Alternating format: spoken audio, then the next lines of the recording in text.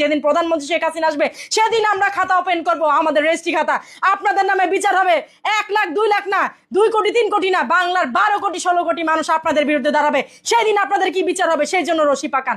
যে খাতা আমরা বানাবো তাতে আপনাদের বিচার শেষ হবে না, কিন্তু আওয়ামী লীগের বিচার নিজের হাতে করেছেন। অতএব এটা চিন্তাও করেন না, ভাইবেন না যে আপনাদের জন্য 20 কোটি মানুষ বসে থাকবে, যে আমরা রশিও পাকাবো না। জনগণ আপনাদের পিষে মারবে, গণধলাইতে আপনারা মারা যাবেন। 1 ফোঁটা পানি পাবেন না আপনারা, পানি পানি করে চিৎকার করলে। মনে রাখবেন, আমার কথা যদি ভুল হয় আমি নাকে খত দিব, যে আমার কথা যদি ভুল হয় যে জনগণ আপনাদের টুকরা টুকরা করবে না। আর পারবেন না, চোখের মধ্যে আর কালো কাপড় বাঁধতে পারবেন না, আর চোখে ধুলা দিতে পারবেন না। দেশের মানুষের কাছে সব বেরিয়ে এসেছে।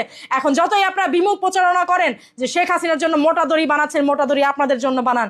কারণ প্রধানমন্ত্রী শেখ হাসিনা পর্যন্ত আপনারা কেউ অপেক্ষা করেননি যে আমাদের দেশে তার যে কর্মীরা আছে তাদের বিচার পর্যন্ত আমরা অপেক্ষা করি। যেদিন শেখ হাসিনা আসবে তার নেতা কর্মীদের বিচার হবে, তার আগে আপনারা নিজেদের বিচার নিজেরা করেছেন। আপনারা তাদের মেরে কেটে পিষে ধর্ষণ করে মাটি চাপা দিয়ে তাদের জায়গায় জায়গায় মেরেছেন। এবং আরেকটা কথা মনে রাখেন, আপনারা কয়টা রেজিস্ট্রি করেছেন? আপনাদের খাতা আওয়ামী লীগের কয়টা অন্যায় রেজিস্ট্রি করেছেন? এবার তো আমরা খাতা খুলবো, যেদিন সে প্রধানমন্ত্রী শেখ হাসিনা আসবে বড় খাতা খুলবো। আপনাদের বিরুদ্ধে আমরা রেজিস্ট্রি করব। মার সামনে তার মেয়েকে ধর্ষণ করেছেন, মেয়ের সামনে তার মাকে ধর্ষণ করেছেন, ভাইয়ের সামনে তার বোনকে ধর্ষণ করেছেন, বোনের সামনে তার ভাইকে বেঁধে রেখে চাক করেছেন, বাবা মার সামনে তার ছোট্ট শিশু শুধু আওয়ামী লীগ করার অপরাধে তাকে পাথরে বেঁধে তাকে মাটি চাপা দিয়েছেন।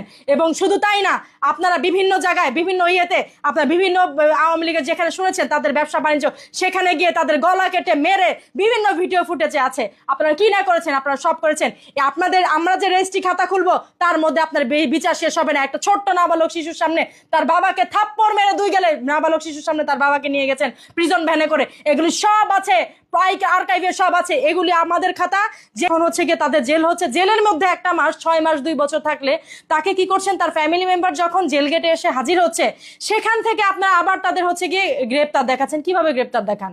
কিভাবে নতুন করে গ্রেপ্তারি পরোয়ানা জারি? একটা মানুষ যদি 2 বছর 3 বছর বা গিয়ে 6 মাস, মনে করেন 2 মাসই ভেতর রইলো, ওই ভেতর থাকা অবস্থায় সে কিভাবে অপরাধ সংঘটিত করে? এটা কোথায় পেয়েছেন?